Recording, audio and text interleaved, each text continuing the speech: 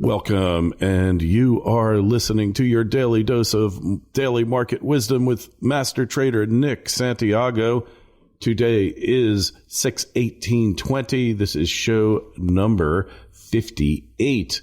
And, well, Nick, we got some employment numbers out again, eh? Yeah, it looks like we got the weekly initial claims came in at 1.5 million versus the expectation of 1.35 million. So a slight bit higher. The number is lower than a week ago, but it's still not a great number. So again, as things improve, things will get, the number will get better.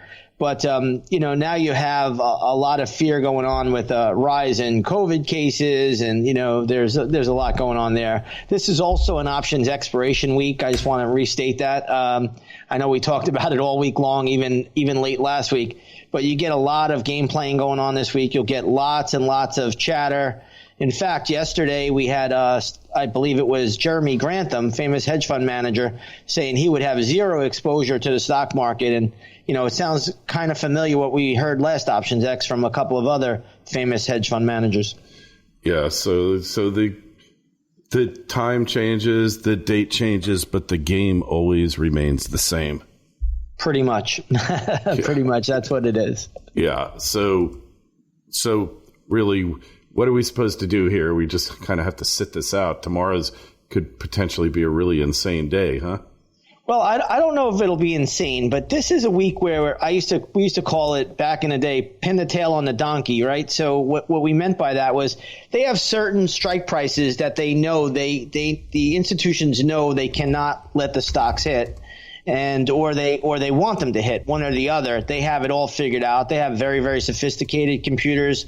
They add all the imbalances and they know where they are and they try to profit off of that. And that goes on every options expiration. So, again, you want to be more neutral this week than anything. Then next week we go back to looking for the best patterns. But even myself, earlier this week, I was in a trade and I made 5% in a day. And then the following day, the stock started to pull back. Today, it stopped my second half out, break even. But that's just typical during Options X. That happens all the time. Mm-hmm. So it's every 4 weeks. So it's a predictable pattern. But exactly how that pattern is going to manifest itself, we don't really know. Yeah, you never really know. What I always tell traders is when something is parabolic or moving up very sharply, those are the stocks that are vulnerable to pullbacks, and the stocks that are beaten down, and those are that nobody likes. Those are the stocks that usually will get bounces. And, you see this all the time. It's just kind of the way it works during options expiration. Yeah, because the goal is to make those options expire worthless, right? That is the goal. If you're trading the near-term contract, and that's why I always tell people, give yourself several months of time on the clock. You don't want to be a buyer of the contract that's going to expire on Friday because it's just too easy to manipulate. Yeah, and this is why 95% of all investors lose money trading options. That's correct. Yeah, so I don't know if you caught that article I sent you. It was about I think he's a 21-year-old kid who killed himself because he was $750,000 in the hole to Robinhood. I'm sure there were other reasons as well. I mean, this is emblematic of the type of market we're in now, huh? Yeah, I did not see that article. I would like to read that. I'll have to go back and check for it. But yeah, I mean, right now we talked about the Robinhood traders. That's becoming a big deal. Even we talked about Hertz Rent-A-Car. So you're seeing all of this. We call this froth. That's what the term is in the marketplace. It's froth. And you have all these people just coming in thinking this is a casino. And it's anything but a casino. So, you're really swimming with sharks. And I'm not saying it's a nurse shark. I'm saying it's a great white out here and a school of them, too. So people should realize, especially this week, this is the real shark week. And, the institutions, they're very, very smart and savvy. That's why, we use charts because you'll get ridiculous upgrades, downgrades, rumors, all sorts of, far out stuff that you would never think about. And then you'll get, hedge fund managers saying this, talking their book. And there's just so much that goes on this week. It's a real circus. Yeah, a real circus. Yeah. So he's a 20-year-old kid. He was doing these spreads, basically, bull spreads I don't even know how they work. My feeling is if I can't figure out how it works and I have pretty good knowledge here, I stay away from it.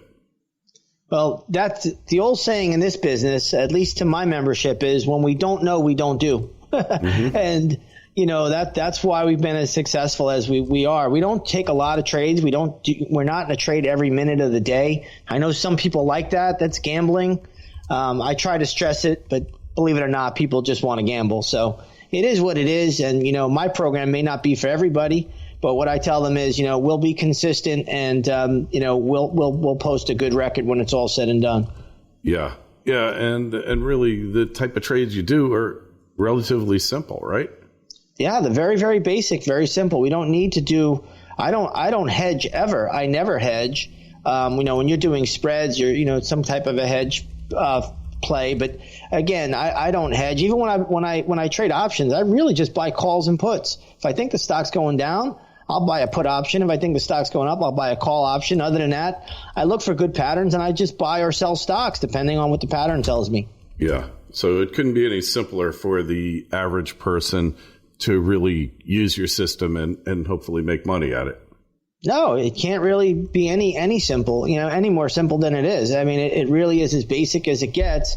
It's just, you need to arm yourself with chart knowledge. And once you get that, you can do it. Yeah, and I think a lot of the problems people have, like if you can't look immediately at the screen and know whether you've made money or lost money, you're probably in a trade that is over your head. Yeah, one thing I always tell people as well, I always tell them you don't want to hope. Hope is for church. You don't want to hope in the stock market. If you're hoping in the stock market, it usually means you're out of the money in a big way. And the big thing I see people doing too is they over leverage themselves. It's very easy. As a day trader, you get 4-to-1 margin.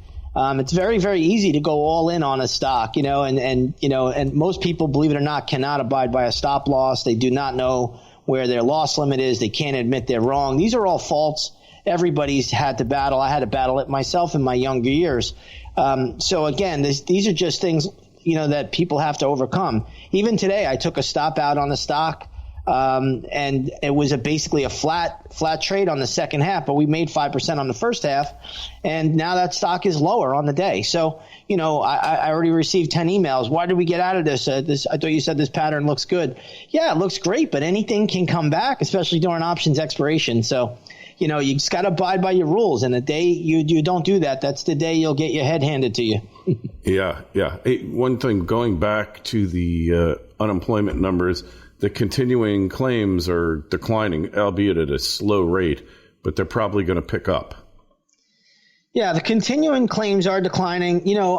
We'll see if they do pick up a little bit. I wouldn't rule anything out at this stage of the game because now this week we're really getting hit with a lot of negative news regarding new cases coming up, popping up around the country, and one side is saying, well, we're testing a lot more, which is true. Another side is saying, no, we're getting another bout. So we'll see how it plays out. I like to look at the monthly numbers. I really like actually the ADP job report, which comes out the first Wednesday of every month. So, that's a number I really think is a little bit better because those are actual payrolls. ADP is actually printing the payroll check. So they actually have good insight on what's going on. So again, all of this stuff is really a dog and pony show. It's just really for the media to talk about.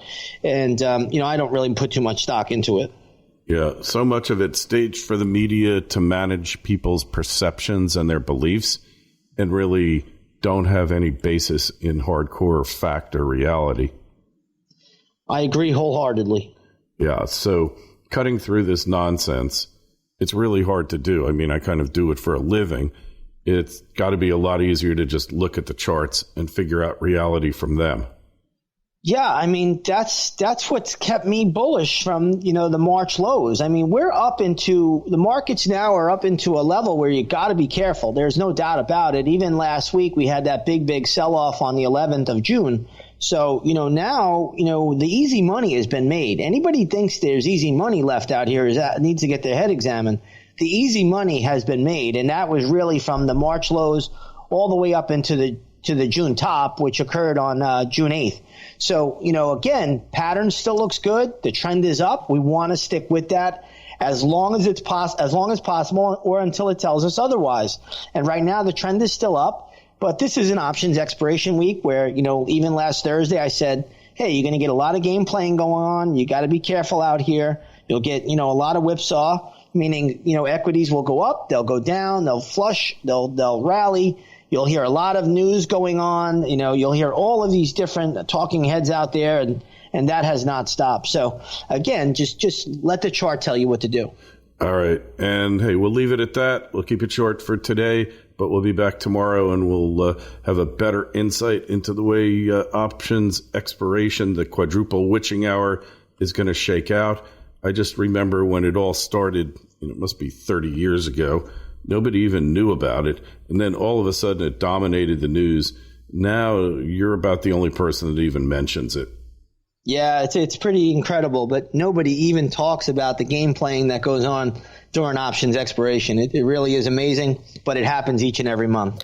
Yeah, the game never changes. Nick, we have a question from a person who listens to the show and is also a subscriber to your service. You want to just read it and give us your thoughts? Yeah, it said, Nick, I'm in your options program. I get your alerts sometimes a little bit later. What is the protocol if I come in a day later? So has the price changed for the better or worse? With options, you want to be a little bit careful. But in this particular case, I believe the stock is Pfizer. I think the option is still fine to get in. I don't see any problem with it. But just so he knows and everybody knows, all of my members can always email me directly at nickitinthemoneystocks.com, or you could email support@inthemoneystocks.com. We answer every question and we get back to everybody. So I guess this is a new member, Brian S. Welcome aboard. But yeah, you can still get into Pfizer down here. No problem at all. It's a little bit lower than it was, and you make a couple bucks extra if things go the right way. Make sure you take a look at Nick's site, which is inthemoneystocks.com, which shows his trading record. A lot of useful info there.